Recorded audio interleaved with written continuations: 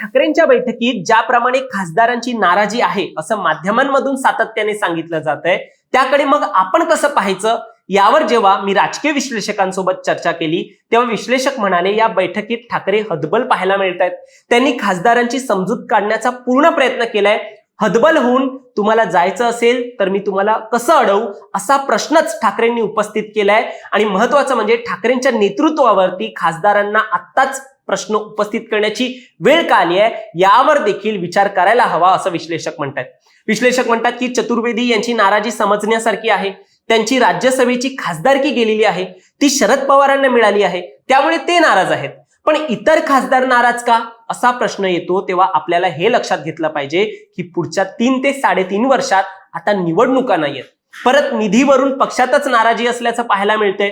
त्यामुळे पक्षात सत्तेविना आणि निधीविना 3 वर्ष 3.5 वर्ष या नेत्यांना काढायला लागू शकतात. ठाकरेंनी निधी नसल्याचं स्पष्ट सांगितल्याने शिवसेनेच्या खासदारांना पक्षात काम करण्यासाठी अडचणी वाटतायत आणि म्हणूनच सत्तेत जायच्या विचाराने इतर खासदार ठाकरेंच्या नेतृत्वावरती प्रश्न उपस्थित करू लागलेत. ज्या खासदारांना तिकीट दिलं, जे खासदार निवडून आले, त्यांना सत्तेचे वेध लागल्याने अशा प्रकारे त्यांचं दबाव तंत्र सुरू झालं असू शकतं असं विश्लेषकांचं म्हणणं आहे.